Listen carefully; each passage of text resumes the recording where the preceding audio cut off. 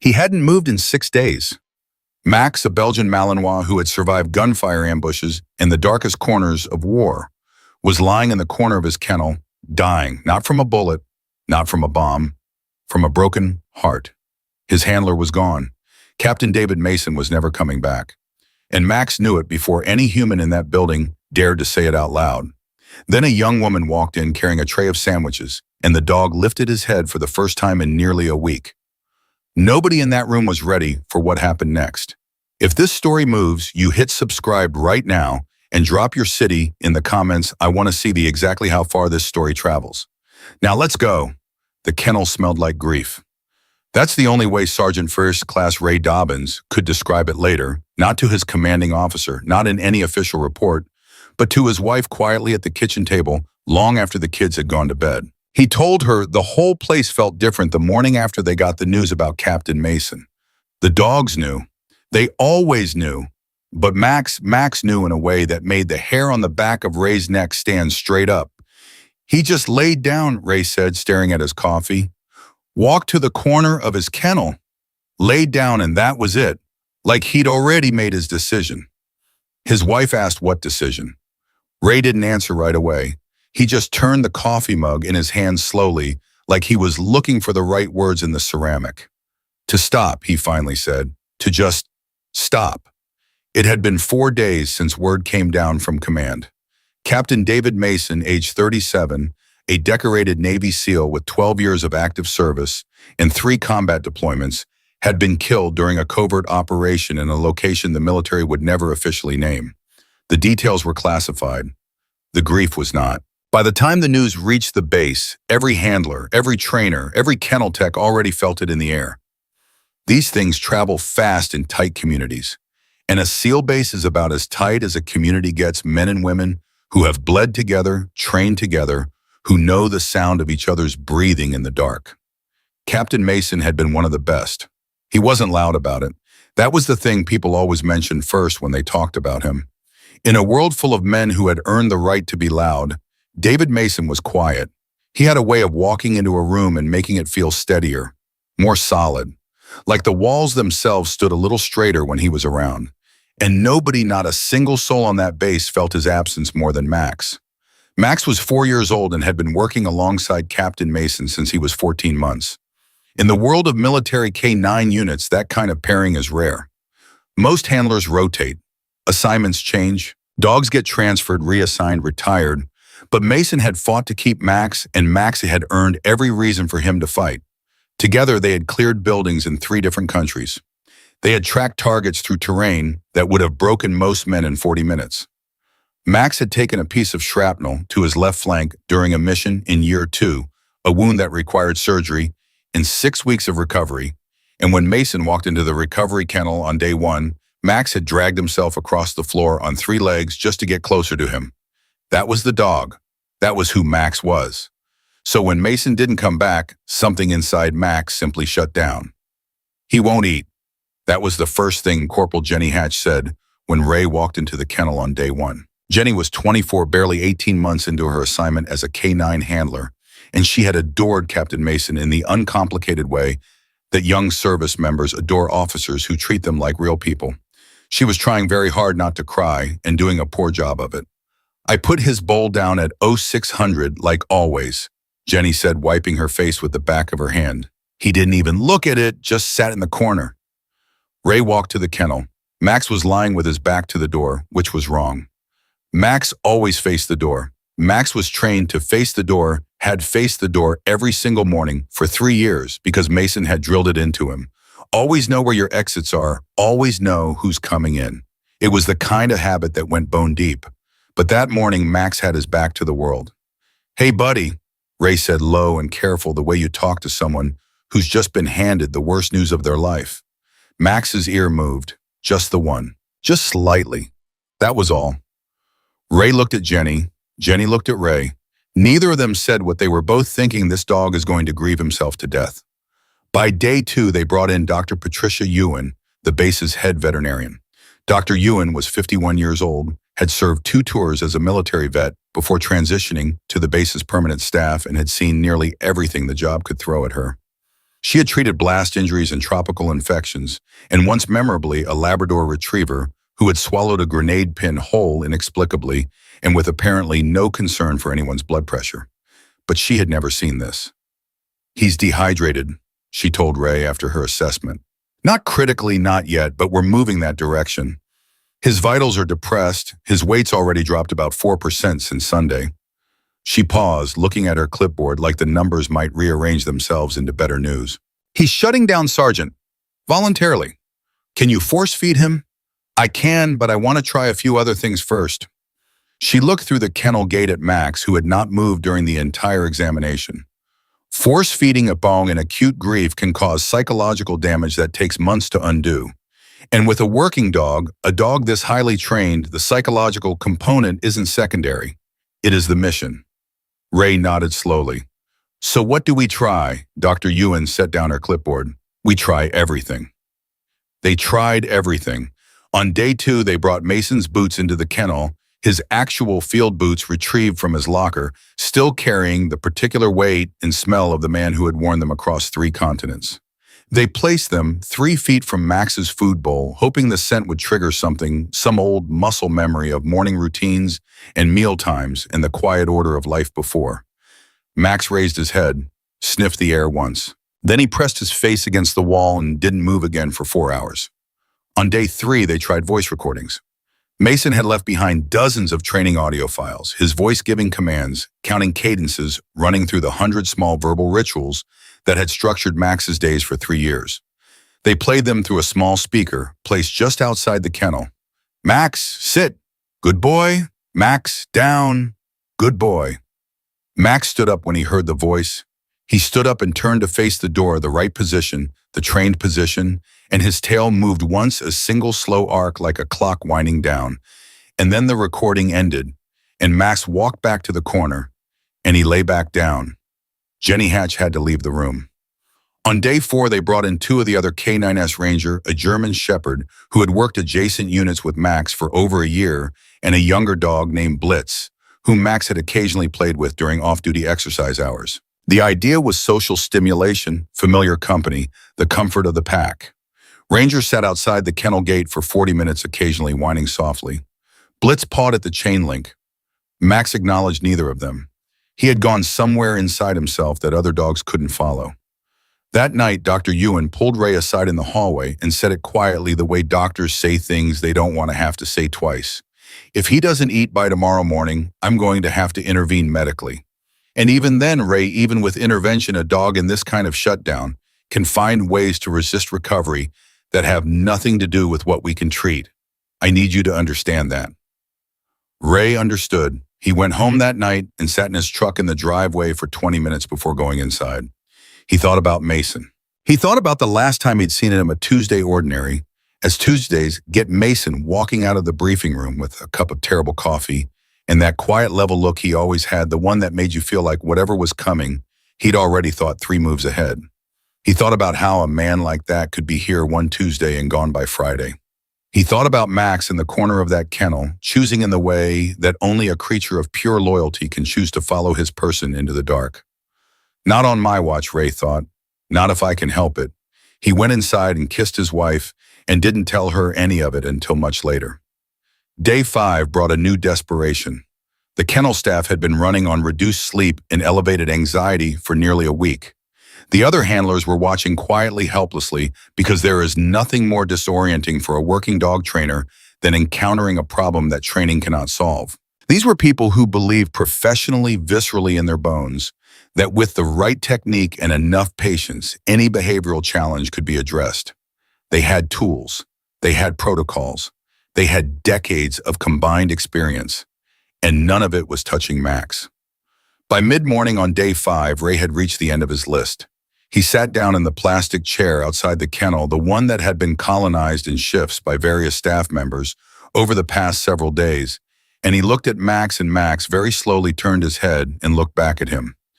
It was the first time in days that Max had made deliberate eye contact with a human being. Ray leaned forward. "Hey, Max." He kept his voice low. I know, buddy. I miss him too." Max held the eye contact for a long moment. Something moved across his expression, something that in a human face you would have called recognition, shared sorrow, the acknowledgement of a loss too large for language. Then Max laid his head back down on his paws. Ray sat back in his chair. He looked up at the fluorescent light in the ceiling and thought with a clarity that surprised him. We're losing him. Behind him, the door to the kennel building opened, letting in a brief rush of outside air and the sound of vehicle traffic from the base road. Ray didn't turn around immediately. He heard footsteps light, a little uncertain someone, unfamiliar with the layout, navigating the space for the first time. He heard the soft clatter of dishes on a metal tray. I'm sorry to interrupt, said a young woman's voice. I have the lunch delivery for the kennel staff. Sergeant Dobbins, I was told to bring it to. Just set it on the table by the door, Ray said without turning around. Yes, sir. Sorry. The footsteps moved past him toward the staff table at the far end of the room, and that was when Ray heard it. Not a sound he expected, not a sound he had heard in 5 days. A low sound, almost a whine, almost a whimper. Something caught halfway between the two coming from Max's kennel. Ray turned around so fast he knocked the plastic chair sideways. Max was standing, not lying down, not pressed into the corner, not turned away from the world. Standing, all 4 legs, head up, ears forward, the alert posture, the paying attention in posture. The posture Ray had been trying to coax out of him for 96 hours. And Max was not looking at Ray. He was looking at the young woman standing by the staff table tray in her hands, completely unaware that a 65-pound Belgian Malinois had just done something nobody on that base had been able to make him do in nearly a week. Ray stood up slowly, afraid to make a sound, afraid to break whatever fragile, inexplicable thing had just happened. The woman, she was young, mid-20s maybe, in civilian clothes. The kind of plain uniform a base catering contractor would issue, was setting down sandwiches and not looking at Max. She was focused on arranging the tray properly, doing her job. Just doing her job. And Max took one step toward her, then another. Don't move, Ray said quietly. She froze, looked up, met his eyes. Is the dog okay? Did I do something? Don't move, Ray said again. And his voice had something in it that wasn't quite fear and wasn't quite wonder, but was the peculiar emotional territory that exists exactly between the two. Just stay right there, please. Max had walked to the kennel gate. He was standing directly behind it now, nose pressed to the chain link, eyes fixed on the woman with an intensity that Ray had only ever seen him direct at one other human being in 3 years. In the silence of that kennel, with the fluorescent lights humming above them and the distant sound of the bass going about its business outside, Ray Dobbins watched a grieving dog decide, for reasons no one in that room yet understood, that this particular stranger was worth paying attention to, worth standing up for, worth maybe, just maybe, staying alive for. Ray pulled out his radio. His hands weren't entirely steady. I need Dr. UN in the kennel right now. A pause, bum. And somebody find out who the new girl from catering is. Find out everything you can. He looked at Max. Max had not moved from the gate. For the first time in 5 days, the dog's tail was moving. The colonel would arrive within the hour, and what he would bring with him would change everything any of them thought they knew about a rookie waitress, a grieving mom, and the promise a dead man had made. Her name was Sarah Calloway. That's what the catering contractor's manifest said. Sarah Calloway, age 26, hired 11 days ago as a delivery runner for the base food service contract. No prior base experience listed, no military background noted. Emergency contact a woman named Donna Calloway in Fayetteville, North Carolina. That was it. 1 page. Thin as paper. A life that on the surface looked completely ordinary. Ray Dobbins read the sheet 3 times in 4 minutes, like the words might change if he looked long enough. They didn't change. He set the paper down on the staff table, looked through the kennel gate at Max, who was still standing at the gate, still watching Sarah, still doing the one thing nobody had been able to make him do for 5 days. And then he looked at Sarah herself, who was standing about 8 feet away, with her arms crossed tight over her chest, equal parts confused and frightened, and trying very hard not to show either one. You've never been on this base before, Ray asked. No, sir. This is my 3rd day on the job. They usually send Marcus on this route, but he called in sick this morning, so my supervisor sent me. She paused. Did I do something wrong? Because I can leave. I was told to deliver the... You didn't do anything wrong, Ray said it firmly, because she looked like she needed to hear it firmly. I just need you to stay where you are for another minute. Can you do that?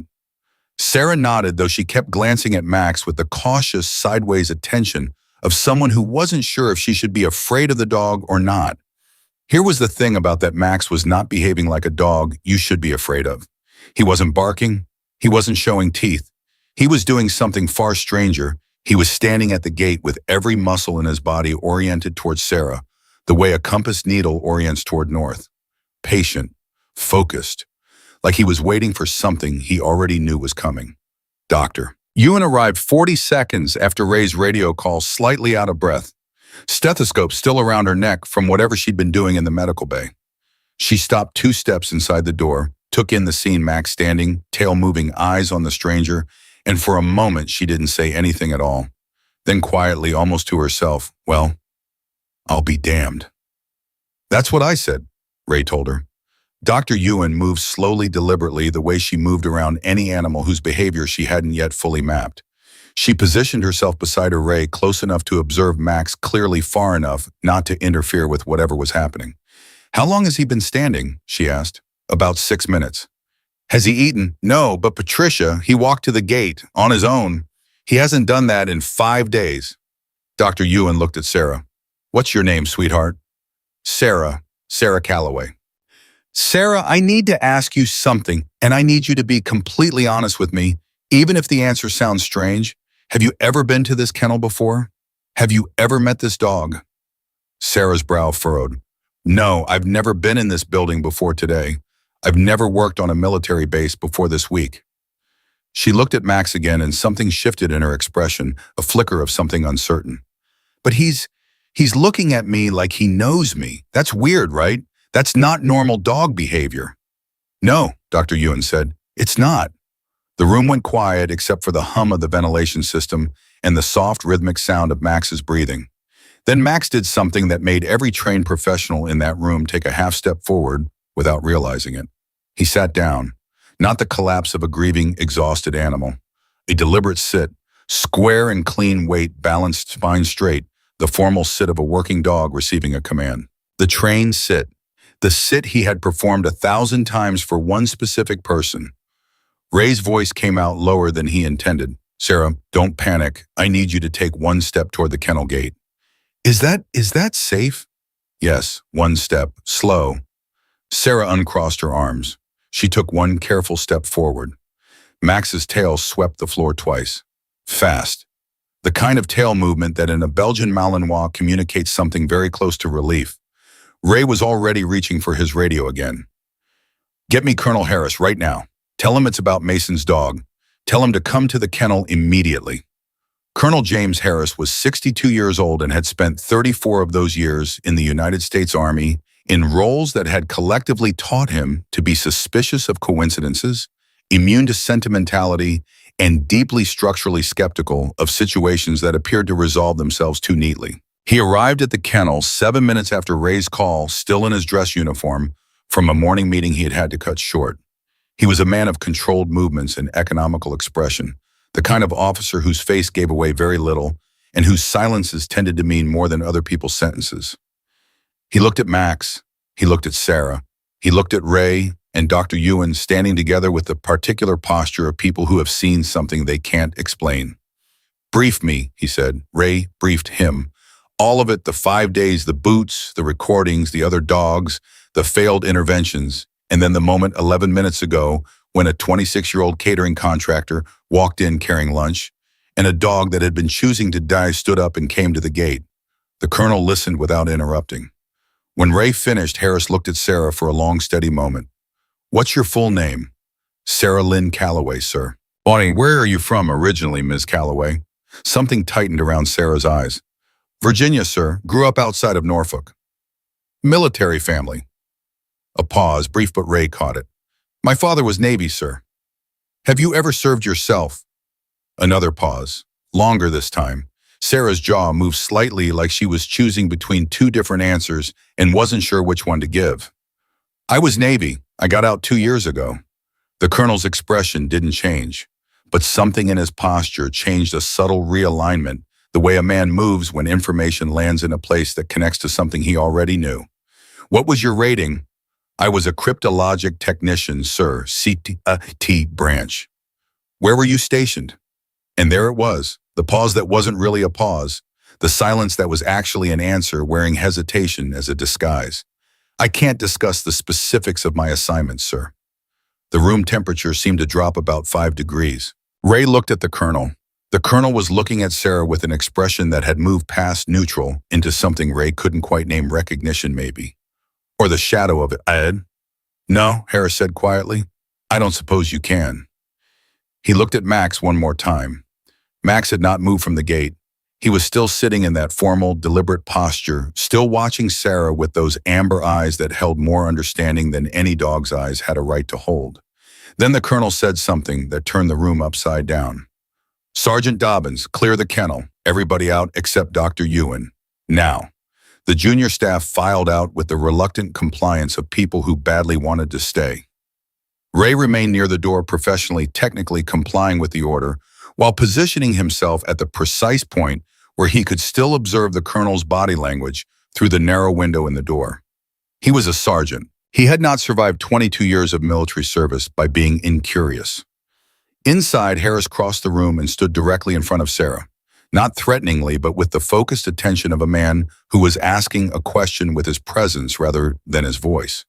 David Mason, he said. Sarah's composure cracked. Not loudly.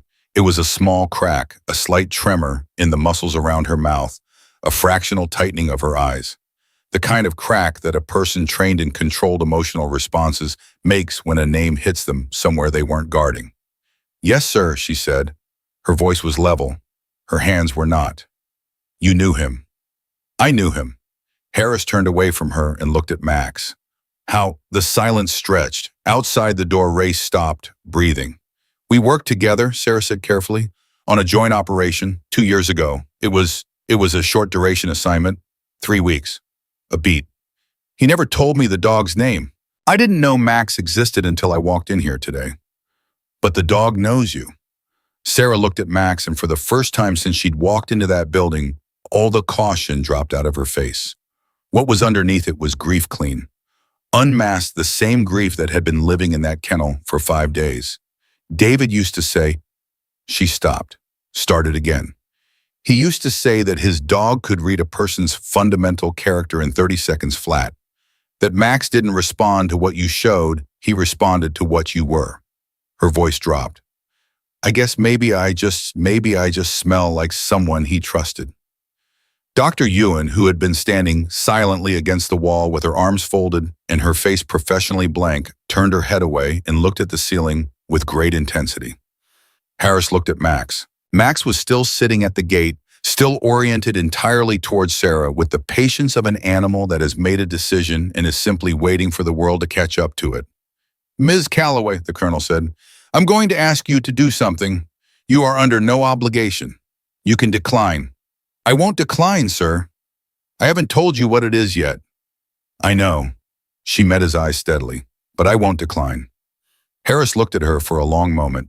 Then he nodded when once turned to Dr. Ewan and said, Open the gate. Dr. Ewan hesitated for exactly 1 second, the professional hesitation of a veterinarian calculating risk, and then she moved to the kennel gate and unlatched it. Max did not rush out. He did not lunge or scramble.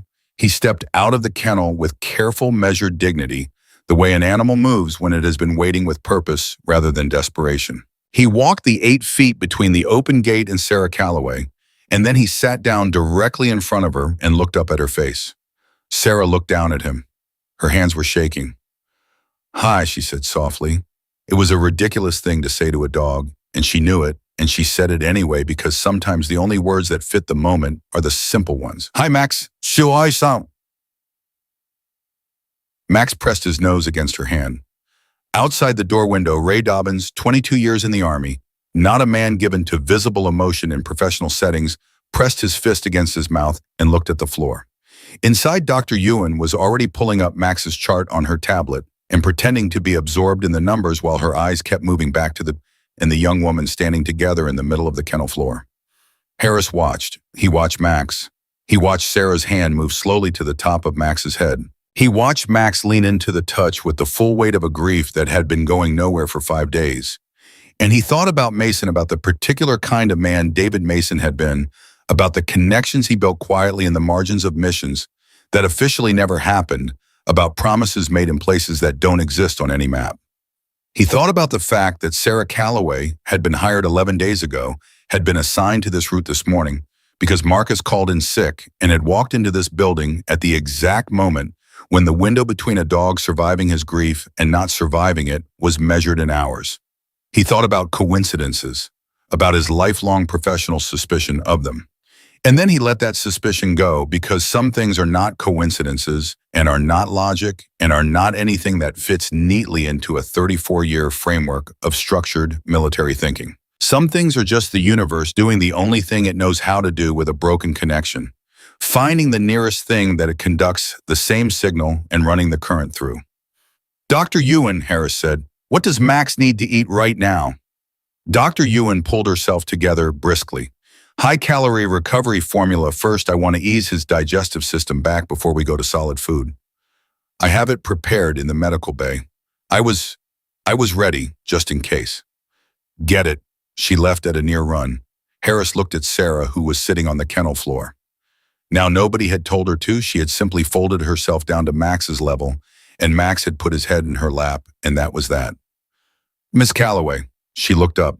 "There are things about Captain Mason's last operation that you may already know and that I cannot discuss with you. There are things about your own service record that I suspect are considerably more substantial than what appears on your catering contractor application." He paused. "I'm not going to push on any of that today." Sarah said nothing. She kept her hand moving slowly along Max's back.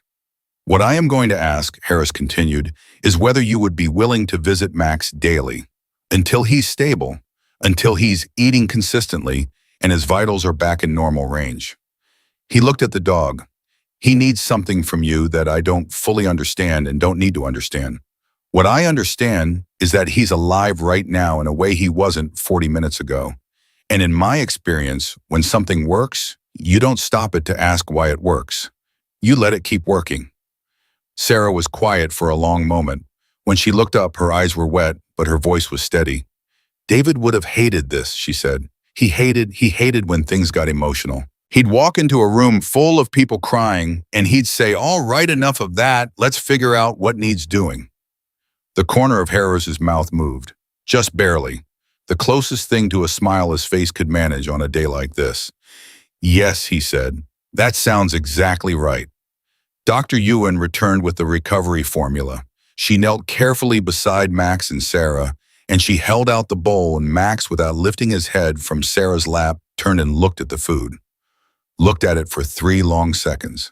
Then he raised his head. He sniffed the bowl. He looked up at Sarah, once a quick checking glance, the kind of look that says, "Is this okay?" Sarah nodded. "Go ahead, buddy," she said. "Go ahead." Max lowered his head to the bowl. He ate, not frantically, not desperately, the measured, steady eating of an animal that has decided it is willing to continue, that the world still contains things worth continuing for. Ray Dobbins, watching through the door window, let out a long, shaking breath and leaned his forehead against the doorframe. Behind him, one of the junior kennel techs whispered, "Did he just—" And Ray said, "Yeah." And that was the whole conversation, because some things don't need more words than that. Inside the kennel, nobody spoke. The only sounds were Max eating, and the ventilation system humming, and the distant, ordinary noise of a military base moving through its Tuesday afternoon, entirely unaware that something quiet and enormous had just happened, in a room that smelled like grief, and was now slowly, carefully starting to smell like something else. Sarah's hand rested on Max's back while he ate. She stared at the floor. She was thinking about something, working something over in her mind, and after a while she spoke without looking up. "Colonel Harris," she said, "and there's something I need to tell you. About the operation. About David." She paused. "About why I took this job." Harris, who had been about to leave, stopped moving. "I think," Sarah said slowly, "that you need to hear it." The colonel turned back around. He looked at her for a long moment, and what moved across his face in that moment was not the controlled neutrality of 34 years of professional military bearing. It was something rawer than that, something that looked briefly like fear. "How long have you known?" he asked. Sarah finally looked up. Her eyes were steady and devastated in equal measure. Since the day before he died, she said, orchestrated emotionally charged narrative continuation with strategic pacing and psychological depth. Orchestrated emotionally charged narrative continuation with strategic pacing and psychological depth.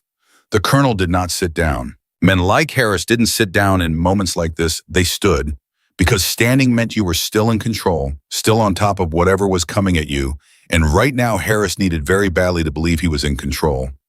Since the day before he died, he repeated. His voice was careful, surgically careful, the way a man speaks when he's afraid that the wrong inflection might shake something loose that he's not ready to deal with. He called me, Sarah said. She hadn't moved from the floor. Max was still eating steady and methodical, and her hand was still on his back, and she spoke like she was delivering a report flat and factual because that was the only way she could get the words out without breaking apart. 41 hours before the operation.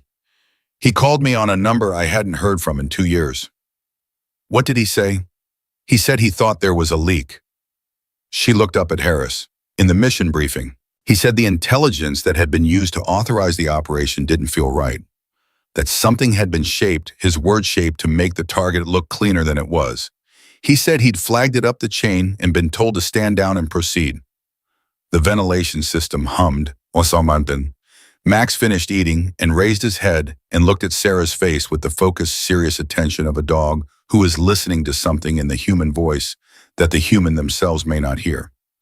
Harris said nothing for 10 full seconds. When he spoke, his voice had lost its careful quality and become something quieter and more dangerous. Why did he call you specifically?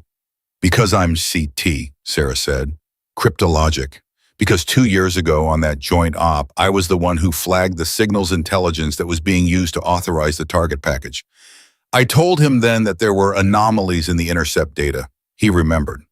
She paused. He said if anything happened to him, he needed someone outside the chain to know that he had tried. The colonel turned away from her and stood with his back to the room, hands clasped behind him, and stared at the wall. Ray Dobbins, watching through the narrow door window, could not hear the words, but he could read Harris's body language well enough to know that whatever was being said in that room had just shifted the weight of the conversation from sad to serious in a way that had nothing to do with a grieving dog. Dr. Ewan, who was still kneeling beside Max with the now empty bowl in her hands, had gone very still. Miss Calloway, Harris turned back around. How did you end up here on this base, on this route, today? Sarah's jaw tightened. I applied for the catering contract job 8 days ago after I heard about David. A beat. I needed to get close enough to ask questions without triggering anything. A CT veteran showing up at the front gate asking about a classified op that officially didn't happen, that gets noticed. A food service contractor. She glanced down. Nobody looks at the person handing them a sandwich. The room absorbed that. Dr. Ewan slowly set the empty bowl on the floor. She looked at Sarah with the expression of a woman completely recalibrating her understanding of the situation she was in. Harris crossed the room and stood in front of Sarah and Max, and his voice, when it came, was not the voice of a colonel speaking to a catering contractor. It was the voice of a senior officer speaking to another professional, level direct, stripped of all the social scaffolding. How much do you know? Enough to know that David's death should not have happened the way command says it happened. And you came here to do what exactly? Sarah met his gaze without flinching. I came here to find out if anyone else knows what I know, and to make sure that if something happens to me, there are people on this base who have reason to ask questions. She looked at Max. I didn't plan on the dog. I didn't even know about Max until I walked through that door. Harris was quiet for a long moment. Then, you're putting yourself at considerable risk by telling me this. I know. You don't know who I am in this context. You don't know where I stand. No, Sarah agreed, but Max does. That stopped him. Harris looked at the bang at Max sitting calmly between Sarah and the rest of the room, like he was doing exactly the job he'd been trained to do, protecting the person he had decided was worth protecting. Harris had spent 34 years in the Army and had operated in environments where the most sophisticated human intelligence could be wrong, compromised, or manufactured. He had learned to trust things that couldn't be faked. A military working dog's instincts couldn't be faked. Harris pulled up a chair and sat down across from Sarah Calloway, and for the next 37 minutes the room was quiet except for their voices. Ray gave up pretending he wasn't watching and simply stood at the door with his arms folded and let the time pass.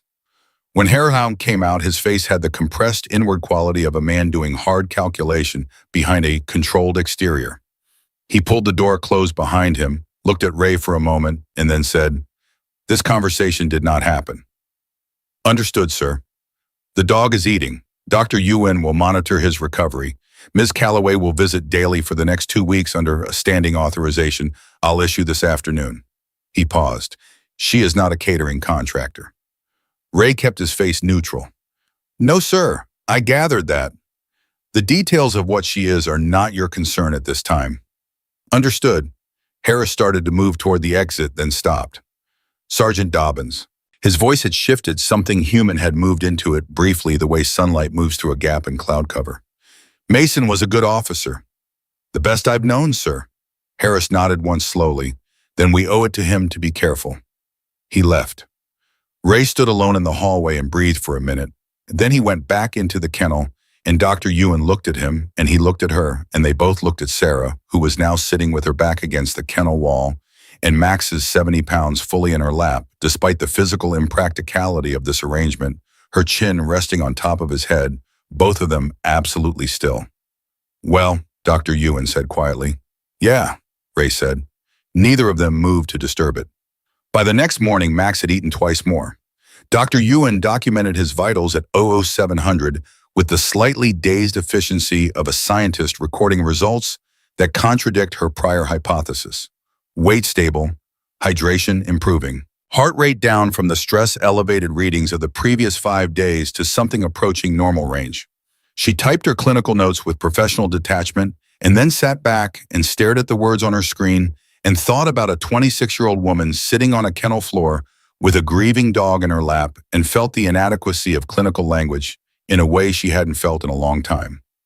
Sarah arrived at 0830 civilian clothes, no tray this time.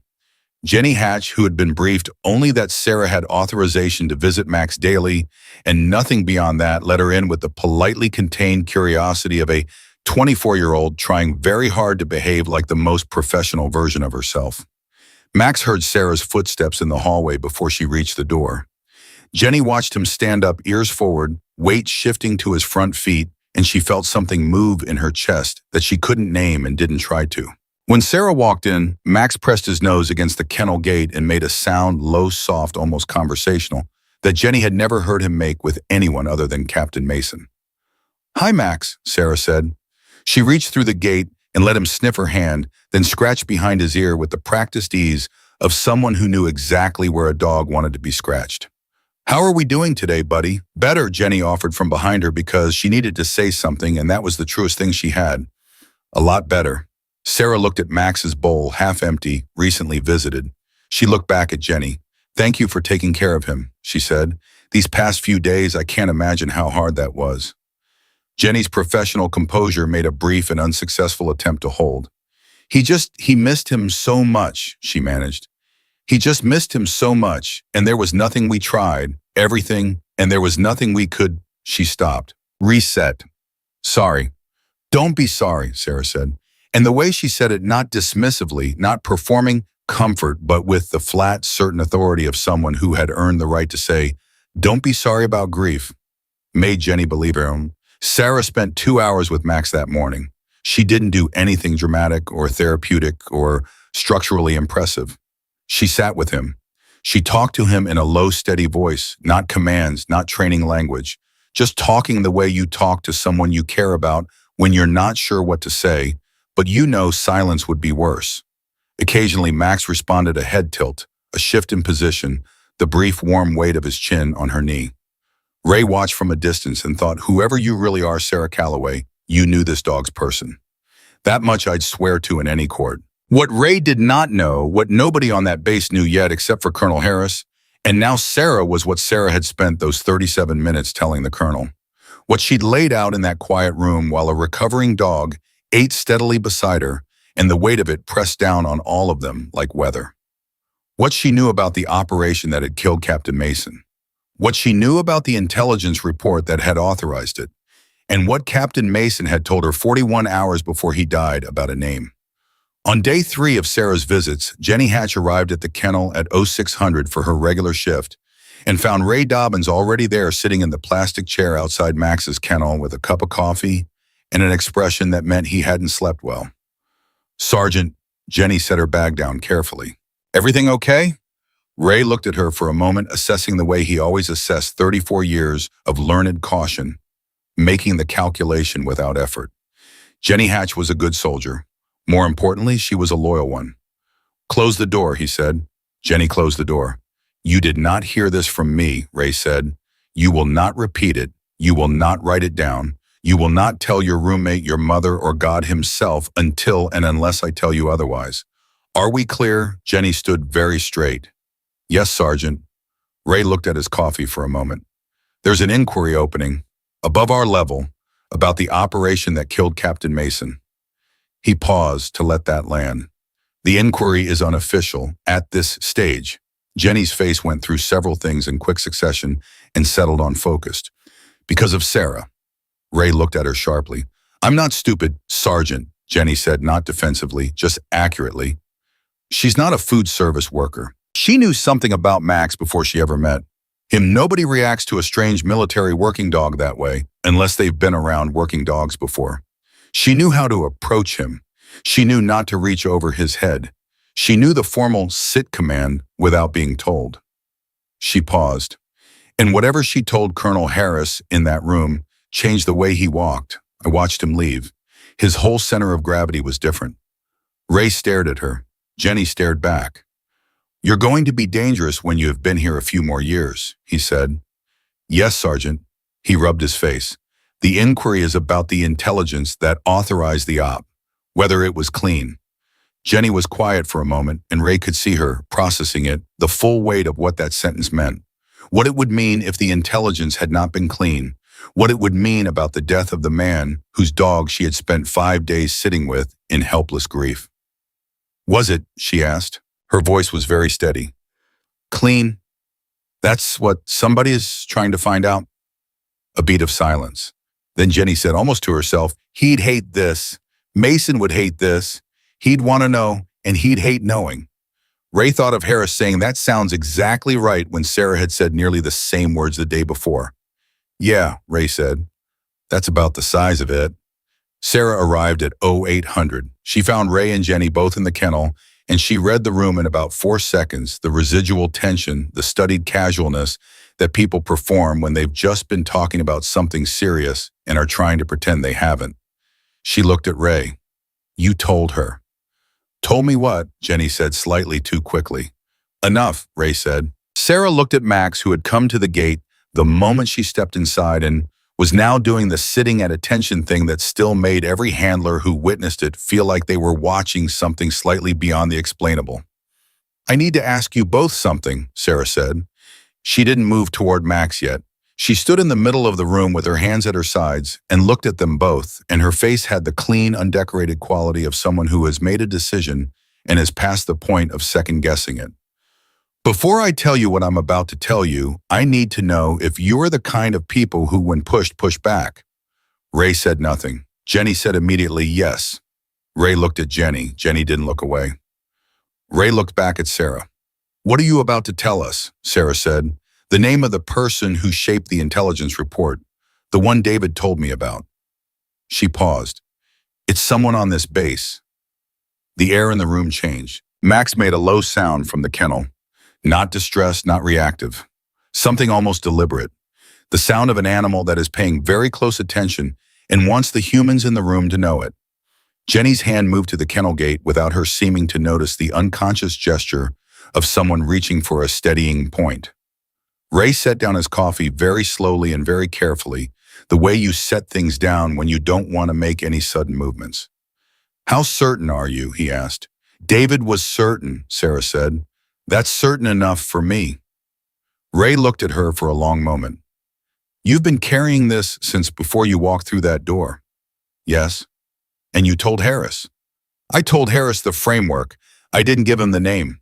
She met Ray's eyes. "I gave it to someone else first, someone outside the chain of command on this base, as insurance.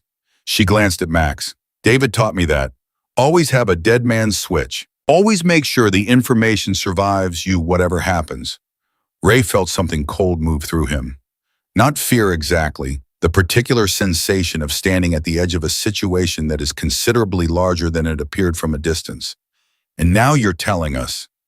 Now I'm telling you, Sarah agreed, because Max chose you. Both of you. She looked at Jenny, then back at Ray. David used to say Max was a better judge of character than any background check ever written. If Max trusts you, her voice caught briefly recalibrated, continued, then David would have trusted you. And that's the only clearance I need. The kennel was absolutely silent except for Max, who had sat back on his haunches and was looking from face to face with those amber eyes, patient and present and steady, in a way that made him seem less like an animal waiting for the conversation to be over and more like a participant who understood at some deep structural, wordless level exactly what was being decided in this room. Sarah reached into the pocket of her jacket and pulled out a folded piece of paper. She held it out to Ray. He took it, unfolded it, read the name written there.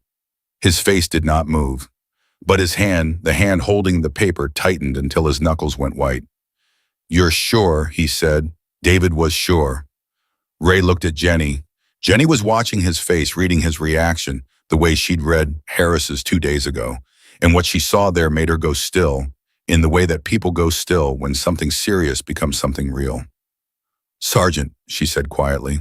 Is that name? Don't, Ray said. Just that one word, not harsh, just certain. He folded the paper back up. He put it in his chest pocket. He picked up his coffee, looked at it for a moment, and set it back down because his hands weren't steady enough for it. Then he looked at Max. Max looked back at him. And in the silence between them, between the sergeant and the bum and the name on the piece of paper, Ray Dobbins understood with the precise and terrible clarity that comes once or twice in a career if you're unlucky that the hardest part of this story had not yet begun. Orchestrated, emotionally rich narrative continuation with dramatic pacing and psychological depth. Orchestrated, emotionally rich narrative continuation with dramatic pacing and psychological depth. The name on that piece of paper was Major Glenn Pruitt. Ray knew the name. Everybody on that base knew the name. Major Glenn Pruitt, 44 years old, 15 years in Army intelligence, currently attached to the Joint Operations Planning Cell that had, among other things, processed and verified the intelligence package that had authorized the operation that killed Captain David Mason. He was the kind of man who appeared on no posters and gave no speeches and existed entirely in the margins of the institution, the functional middle layer where orders got translated from concept into execution, and where if a person were so inclined, the translation could be adjusted in ways that were very difficult to trace. Ray had spoken to Pruitt twice in his career. Both times, the man had given him the particular impression of a closed-door, polite surface, nothing behind it you were allowed to see. He stood in the kennel with Sarah's piece of paper in his chest pocket and thought about all of this for approximately 30 seconds. Then he said, I need 48 hours. Sarah looked at him. For what? To verify. Before anything moves, before anyone else hears that name, I need to know what we're actually standing on. He held her gaze. You trusted David's certainty. I respect that, but I need mine. Sarah studied him for a long moment. Whatever she was reading in his face, it satisfied her. She nodded once. Jenny had not moved from her spot beside the kennel gate. Her hand was still resting on the chain link, and Max had pressed his nose against her fingers at some point. During the last few minutes, the small grounding gesture of an animal that understands when the humans around it need steadying. She was looking at Ray with an expression that was working very hard to stay professional and not entirely succeeding. What do I do? She asked. You do your job, Ray said. Exactly your job. You come in, you care for the balls, you are completely ordinary in every possible way. You do not write anything down. You do not discuss anything we have talked about on any device that connects to a network. You do not change your behavior around Pruitt or anyone associated with him. He paused. Can you do that? Yes, Sergeant. Jenny. He waited until she looked directly at him. I'm not asking if you're capable. I'm asking if you're willing. There's a difference because once you're in this, there's no clean way out of it. Jenny's jaw set. Captain Mason spent 3 years on this base. He ate in the same mess hall as all of us. He trained his dog 50 yards from where I sleep.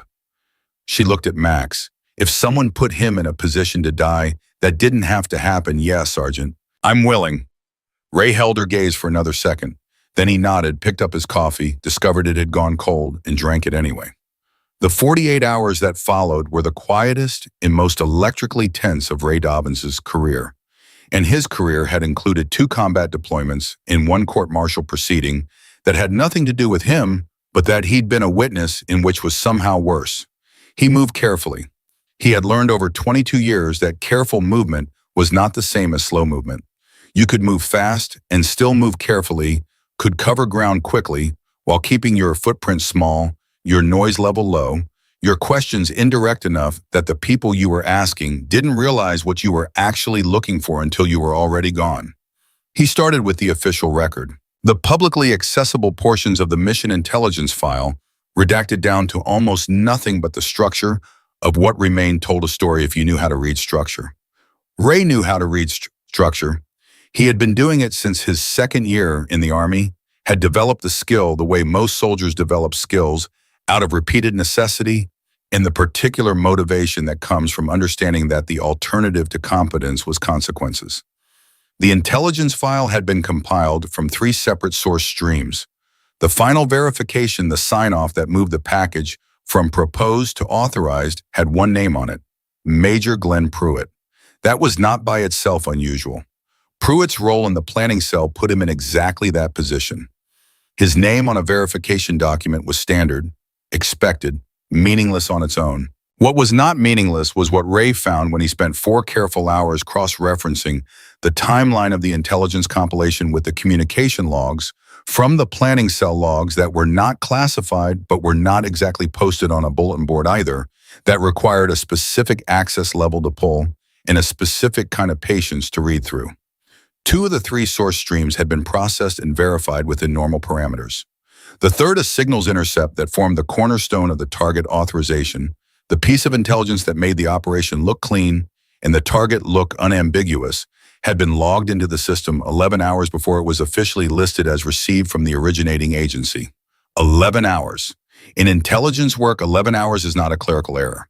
11 hours is a gap big enough to drive a decision through. Ray sat with that information for a long time alone at a terminal he had chosen specifically because it was in a building where his presence was entirely explicable and where no one would think twice about him being there at any hour.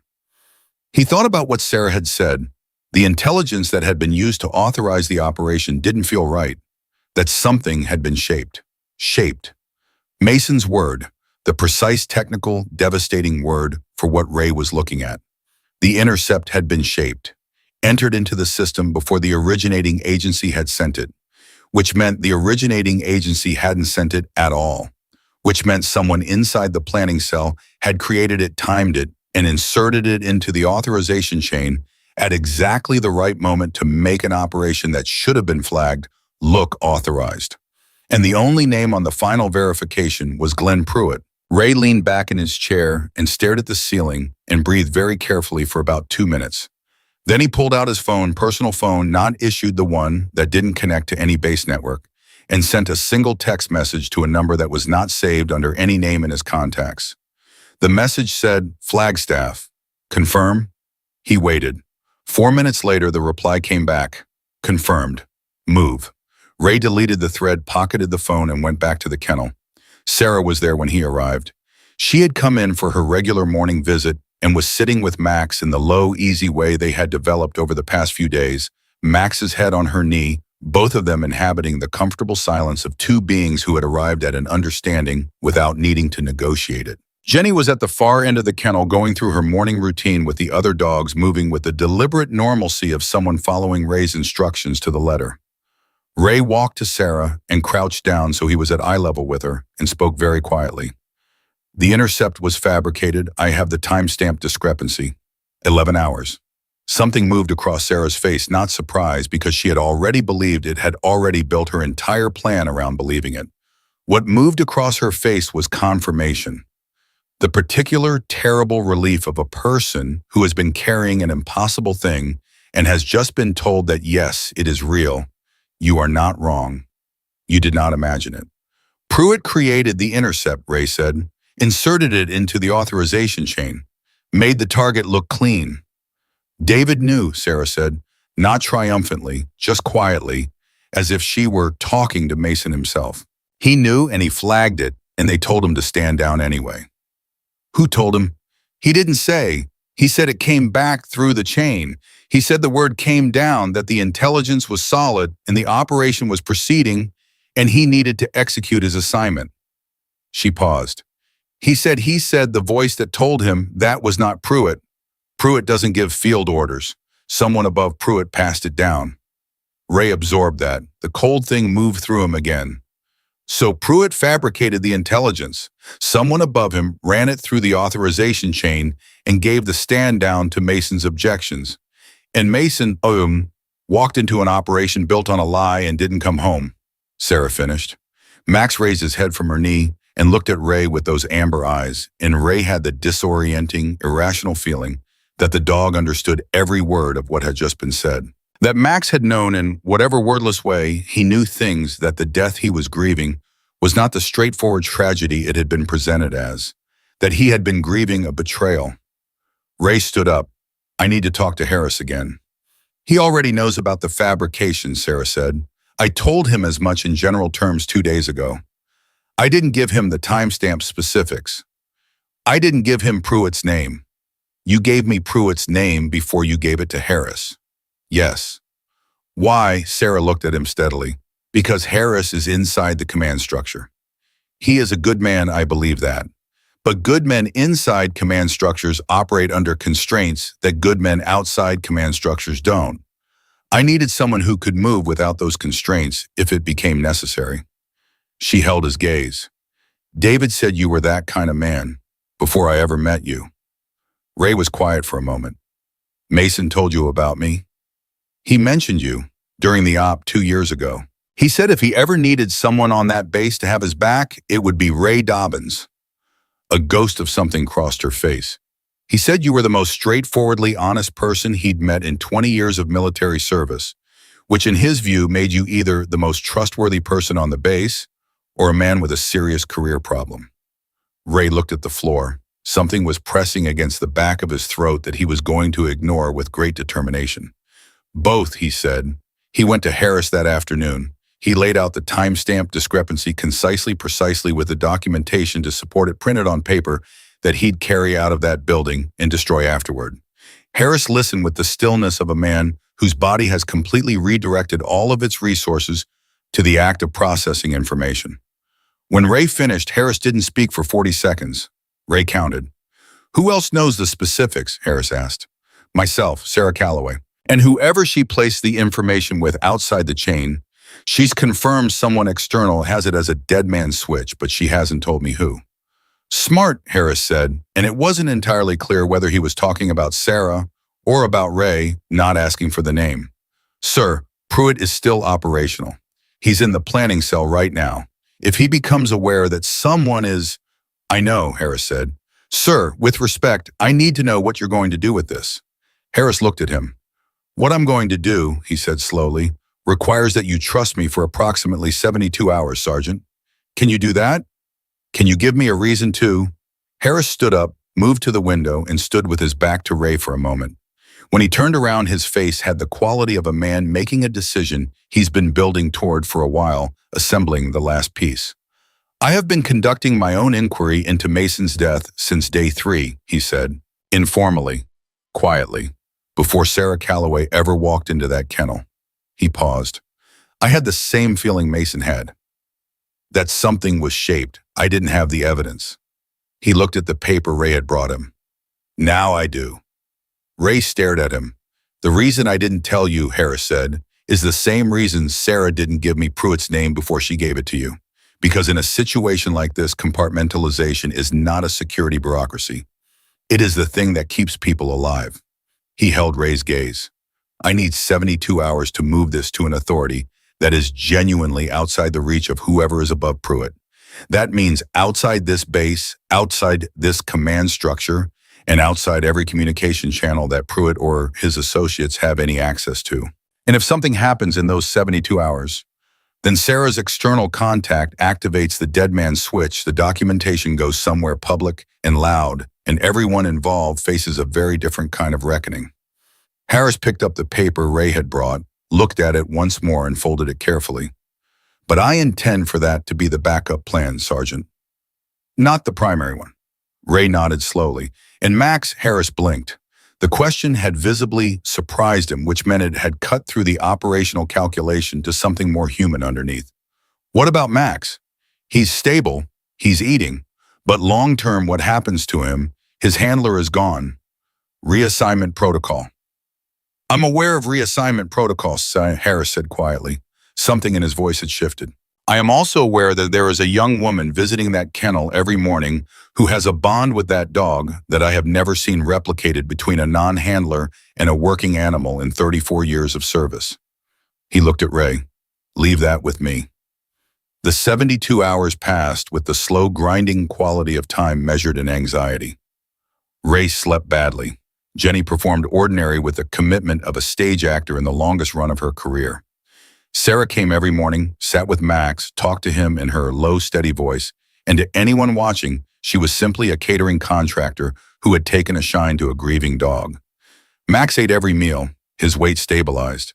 His vitals climbed back toward normal, with the steady determination of an animal that has found a reason. On the morning of the third day, Ray was standing outside the kennel with his second cup of coffee when his personal phone buzzed.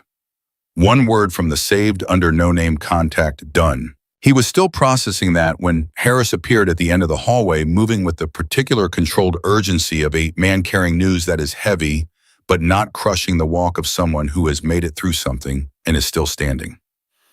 Harris reached him, glanced both ways down the hallway, with the instinct of a man who has spent 3 decades knowing when not to be overheard, and said, "The matter has been referred to the Inspector General's office at the Pentagon level. Secure channel, the documentation is with people who are not in Pruitt's orbit." A beat. Pruitt has been placed on administrative suspension pending a review. He was told it was a routine audit. He does not know what triggered it. Ray let out a long, slow breath. "It's not finished," Harris said immediately. "This is a beginning, not an end. The person above Pruitt, whoever ran the stand down on Mason's objection, that thread is still being pulled. It will take time. It will be difficult. There will be people who want it buried." He paused. "But it is no longer buried, and it is no longer solely in our hands." "Mason," Ray said, "just that." He wasn't sure what he meant by it. Acknowledgement, maybe. The dead man's name as a kind of marker, a way of saying, this is what this was for. Harris was quiet for a moment. "Yes," he said, then, "Go tell Miss Calloway." Sarah was already in the kennel. She was sitting cross-legged on the floor, and Max was beside her, not in her lap this time, but pressed against her side, his head on her shoulder, in the particular posture of a dog that is choosing proximity for its own sake, not out of need, not out of grief, but out of something that had moved past both of those into something quieter and more durable. Ray stood in the doorway and had looked at them, the woman and the dog, both of them carrying the same loss. Both of them arriving slowly at the same understanding that the loss did not have to be the end of the story. "It's moving," he said. Harris got it out. "Pentagon YG." Sarah closed her eyes. She kept them closed for several seconds. Max turned his head and pressed his nose against her jaw, the small, warm gesture of an animal that knows what a person needs before the person does. When she opened her eyes, they were wet, but her voice was steady. David would say, "That's not good enough." He'd want to know the person above Pruitt. He'd want the whole chain. "I know," Ray said. "So do we. And we'll get there." He paused. "But today, it's enough." Sarah looked at Max. Max looked back at her with those amber eyes that held the particular depth of a creature that has walked through the worst thing and come out the other side still oriented, still present, still choosing to be here. "You kept your promise," she said softly. "Not to Ray, to the dog, or maybe to the man the dog carried with him, the one neither of them would stop carrying. Both of you did." Jenny appeared behind Ray in the doorway, stopped when she saw Sarah's face, and had the wisdom to stay quiet. The kennel was still. Outside the base moved through its morning in all its ordinary, enormous, indifferent busyness, vehicles and voices, and the distant percussion of whatever the next thing was.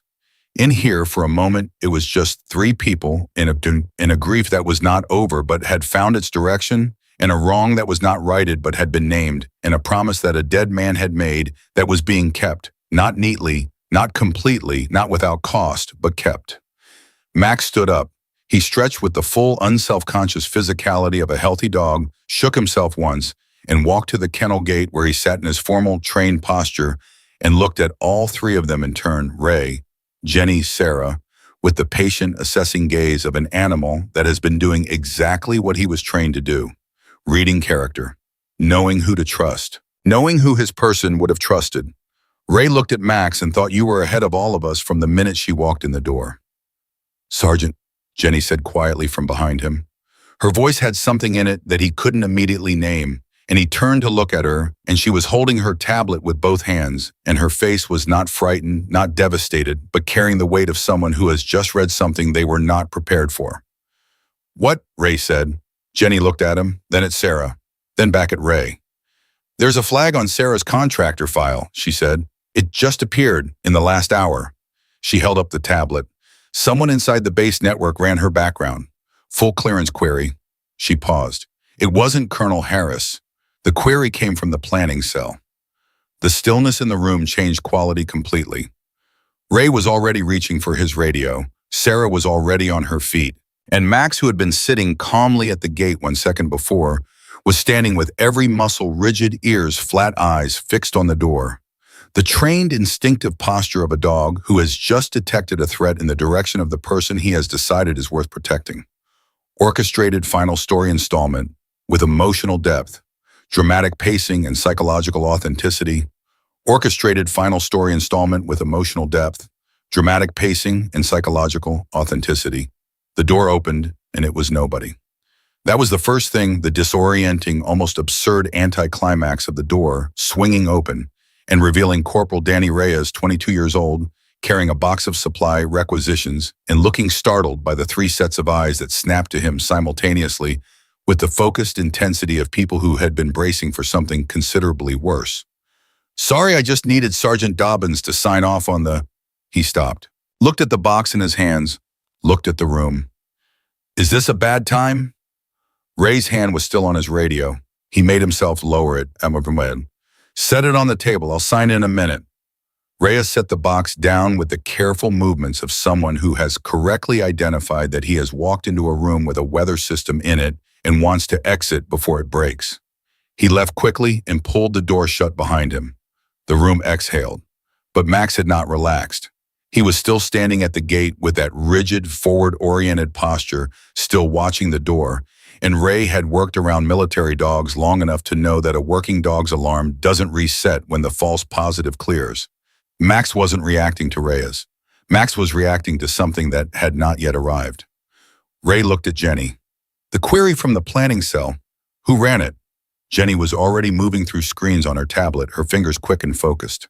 It logged under a cell access code, not a specific user ID, but the cell only has 4 active personnel right now.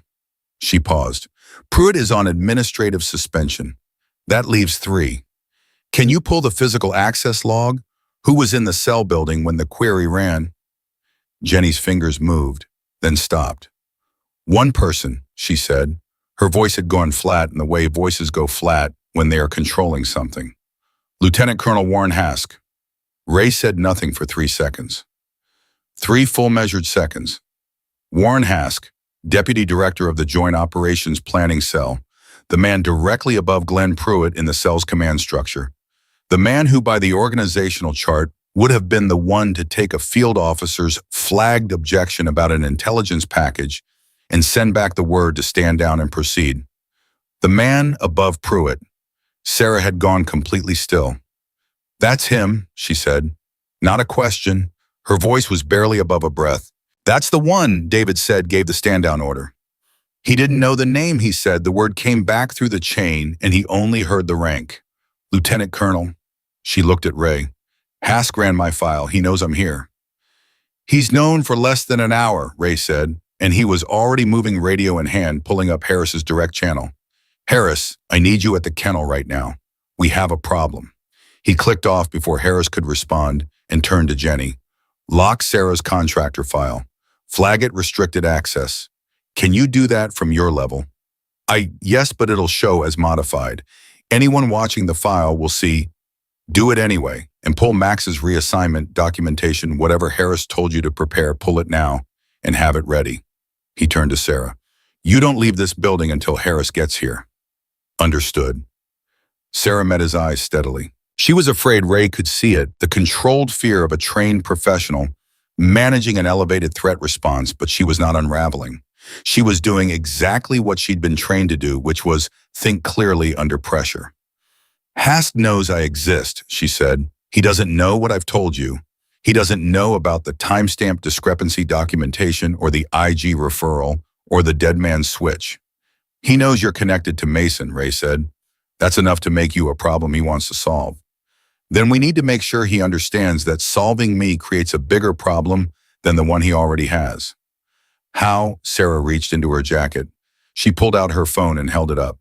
Because the person holding my dead man's switch is not some anonymous external contact. It's my former commanding Heartbroken from the CT unit, Captain Ellen Marsh. She retired 18 months ago and now consults for the Senate Armed Services Committee. She looked at Ray. If Hask touches me, she activates the documentation within 6 hours. It goes directly to the committee, not to the Pentagon, not to the IG, to the committee on the record named Sources Full Documentation Package. Ray stared at her. You've been sitting on that this entire time. I've been sitting on it since day one, Sarah said. It was always the last line. I was hoping we wouldn't need it. Does Harris know? He knows I have a contact. He doesn't know it's Marsh. He doesn't know about the committee connection. She paused. He needs to know now. Harris arrived in 4 minutes. Ray had never seen the colonel move that fast in a non-emergency context, which told him that Harris had understood from his tone that the context had changed. He came through the door, already reading the room, Ray's posture, Jenny's face, Sarah standing in the middle of the kennel floor with the straight-back steadiness of someone who has made their peace with the terrain. Max watched Harris enter and did not relax. He was still alert, still oriented toward the door. Hask, Ray said without preamble. Harris stopped moving. He ran Sarah's file 40 minutes ago from the planning cell. He is the lieutenant colonel who gave Mason the stand-down order. He is the link between Pruitt's fabricated intercept and the authorized execution of an operation that killed one of your officers. Ray kept his voice level and fast. And Sarah has a Senate Armed Services Committee contact holding a full documentation package with a 6-hour activation window if anything happens to her. Harris looked at Sarah. Sarah held his gaze. Captain Ellen Marsh, she said. CT retired. She's been briefed. She has everything: the timestamp discrepancy, Pruitt's verification record, the chain of communication, and a written account of what David told me 41 hours before the operation.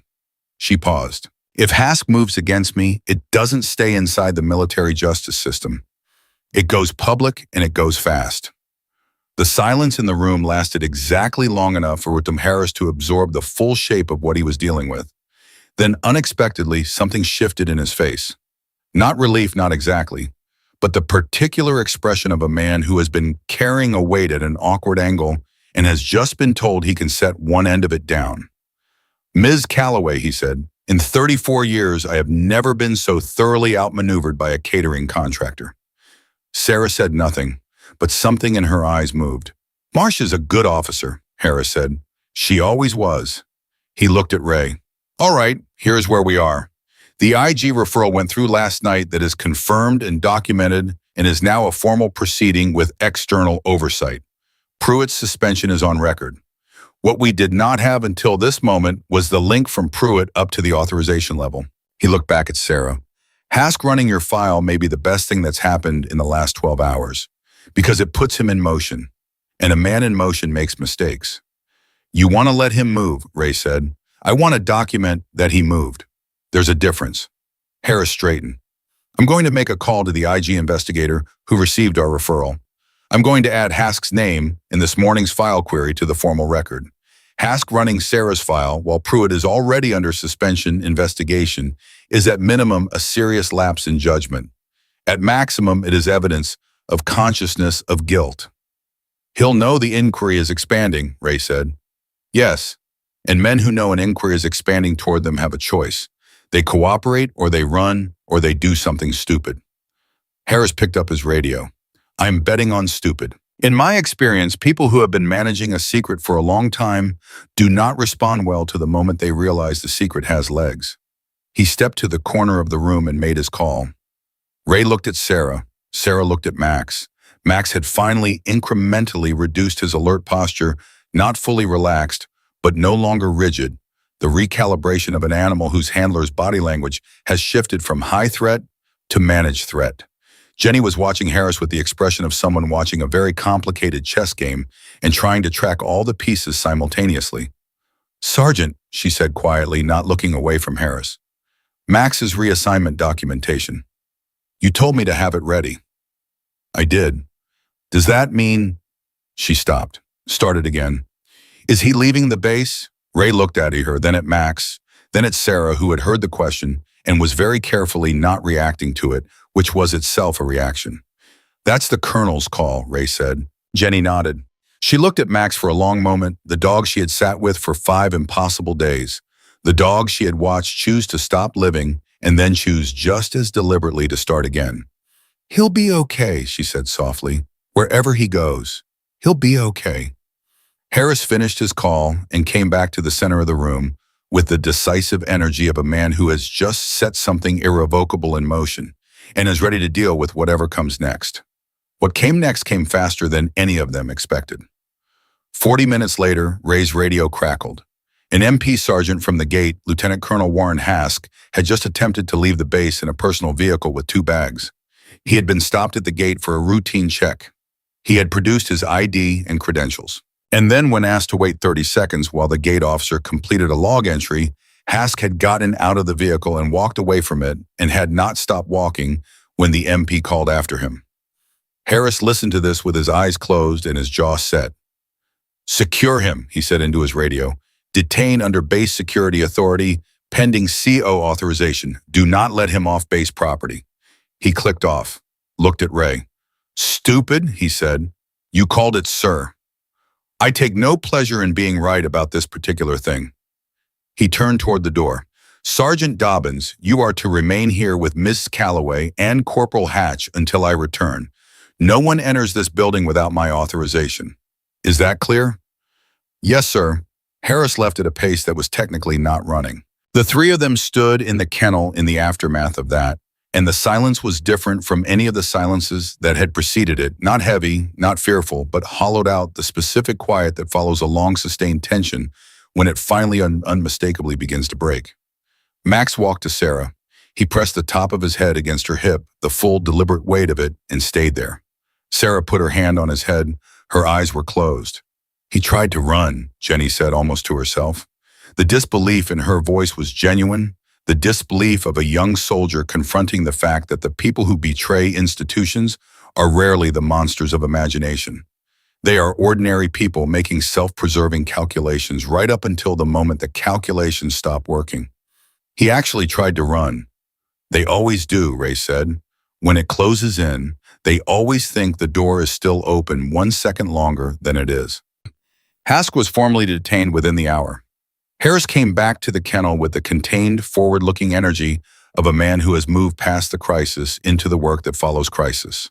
The IG investigator had been updated. The detainment was on record. The documentation package raised timestamp evidence. Sarah's account, the chain from Pruitt to Hask, was now in the hands of people with the authority and the mandate to do something with it. It was not finished. Harris said that clearly without softening it. Investigations take time. Charges take time. The full scope of what Hask had authorized, whether Mason's death was the result of negligence or something more deliberate, would take months to establish definitively. There would be lawyers, there would be closed hearings, there would be moments when it felt like the machinery was grinding too slowly and the truth was getting buried in procedure. But it was moving, it was in the light. And the people who had shaped an intelligence report to send a good officer into a compromised operation could no longer pretend the shape they had made did not exist. Ray stood with Harris in the hallway afterward and said, Mason deserves better than this being the end of it. I know, Harris said. It won't be. How do you know? Harris looked at him steadily. Because you are still here, and Ms. Calloway is still here, and there is a Senate Armed Services Committee contact with a documentation package who is going to want regular updates on the progress of this investigation. He paused. David Mason chose his people well. That is how I know. Ray looked at the kennel door.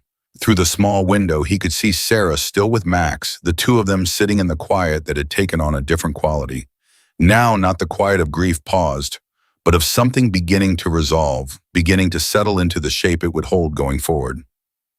Max, Ray said.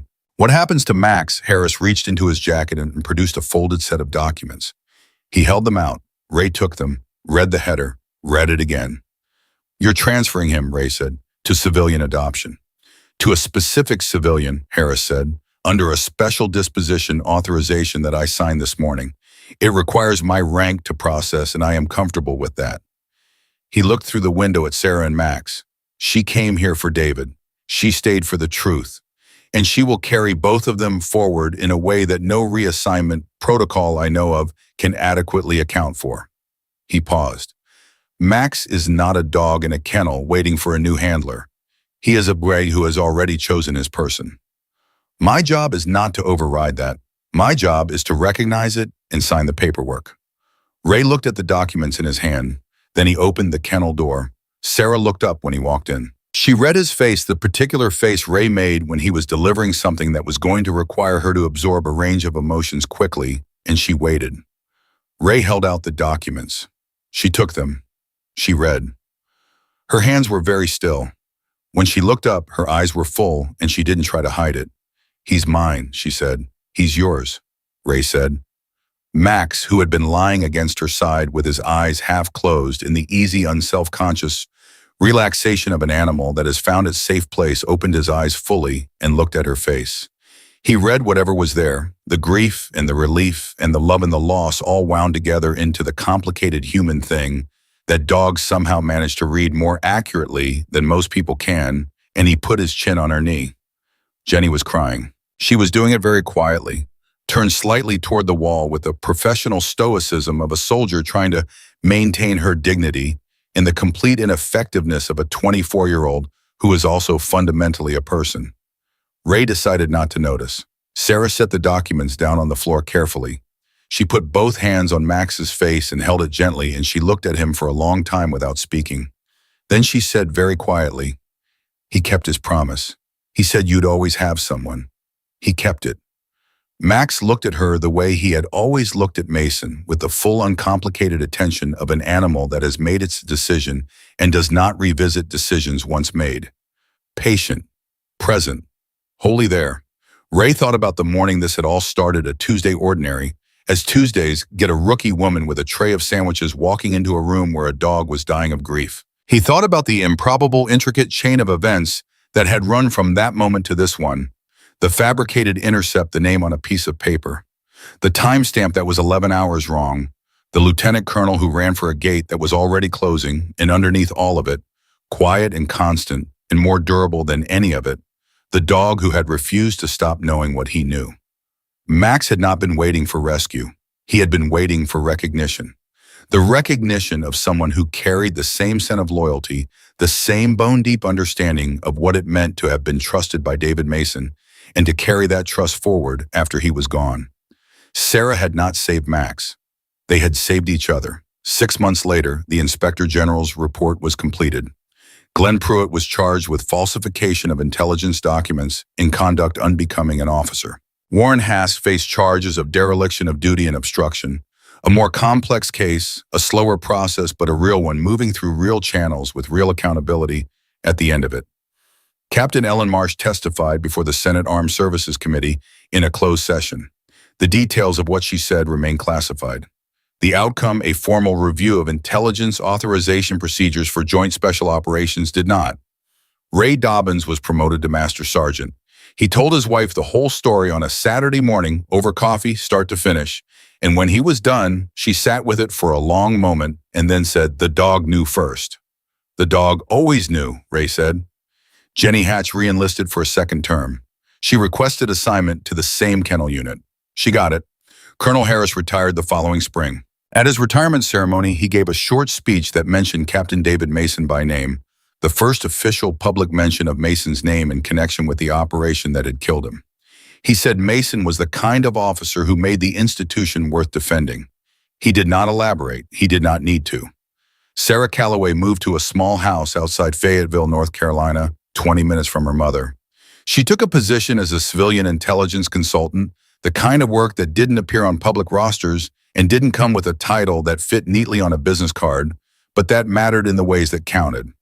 She drove past the base sometimes on the long route home, not out of habit, but out of something she never fully articulated even to herself. And Max slept at the foot of her bed every night and walked beside her every morning and sat in the passenger seat of her car with his head out the window and his ears back in the specific aerodynamic posture of a Dane who has found his velocity again. He was 5 years old and healthy and present, and he moved through the world with the particular quality of a creature that has been to the edge of something and come back not unchanged but intact. He still performed the formal sit sometimes spontaneously for no visible reason, at the kitchen door, at the end of the driveway, in the middle of a walk on an ordinary morning for nothing and no one. Sarah knew what it was. She had stopped trying to explain it to anyone who asked. It was Max keeping his own promise. Sitting at attention for the man who had taught him that the way you honor the dead is not by stopping, it is by continuing deliberately with everything they gave you in the direction they pointed you for, as long as you have legs to carry you and a reason to use them. Captain David Mason had given both of them a reason, and they were using it every single day